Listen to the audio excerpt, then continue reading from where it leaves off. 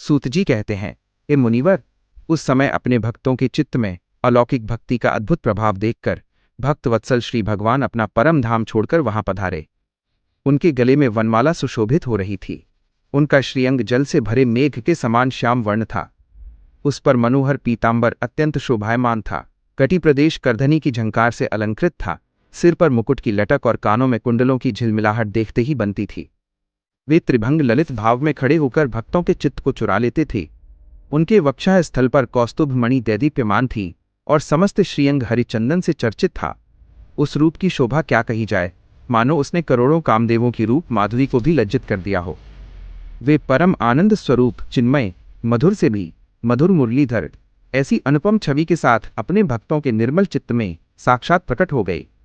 भगवान के नित्य लोक में निवास करने वाले लीला परिकर उद्धव आदि उस कथा को सुनने के लिए वहां गुप्त रूप से उपस्थित हो गए थे। प्रभु के प्रकट होते ही चारों ओर जय हो की गूंज उठी। भक्ति रस की अद्भुत धारा प्रवाहित होने लगी। बार बार अबीर गुलाल और पुष्पों की वर्षा होने लगी तथा शंख ध्वनि से दिशाएं गूंज उठीं।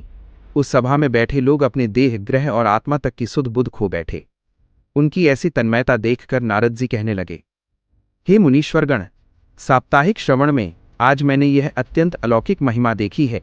यहाँ तो जो बड़े मूर्ख, दुष्ट और यहाँ तक कि पशु पक्षी भी हैं, वे सभी पूर्णतः निष्पाप हो गए हैं। अतः इसमें कोई संदेह नहीं कि कलियुग में चित्त की शुद्धि के लिए भागवत कथा के समान मर्त्यलोक में पाप पुंज का नाश करने वाला कोई दूसरा पवित्र साधन नहीं है। हे मुनिवर, आप लोग अत्यंत कृपालु हैं। आपने संसार के कल्याण का विचार कर ये बिल्कुल निराला मार्ग प्रकट किया है। कृपा कर ये बताइए कि इस कथा रूप सप्ताह यज्ञ के द्वारा संसार में कौन कौन लोग पवित्र हो जाते हैं। सनकादि मुनियों का उत्तर, जो लोग निरंतर विविध प्रकार के पाप करते हैं, सदा दुराचार में लिप्त रहते हैं, विपदगामी हैं, क्रोधाग्नि से दग्ध, कुटिल और कामपरायण हैं, वे सभी कलयुग में सप्ताह यज्ञ से पवित्र हो जाते हैं।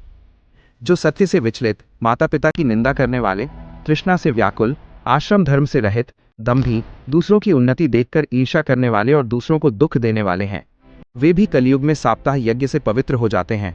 जो मद्यपान, ब्रह्म हत्या, सुवर्ण चोरी, गुरुस्त्री गमन और विश्वासघात, इन 5 महापापों में लिप्त रहते हैं।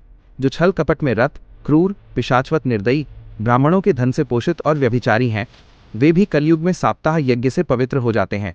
जो दुष्ट स्वभाव से सदा मन, वाणी और शरीर से पाप करते रहते हैं, पराये धन पर ही जीवित रहते हैं तथा जिनका मन मलिन और हृदय कठोर है, वे भी कलयुग में सप्ताह यज्ञ से पवित्र हो जाते हैं।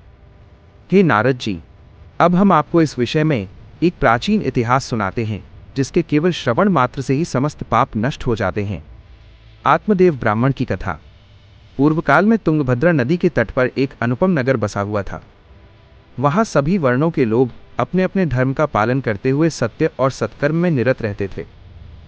उस नगर में समस्त वेदों का ज्ञाता, श्रौत और स्मार्त कर्मों में निपुण आत्मदेव नामक एक ब्राह्मण निवास करता था।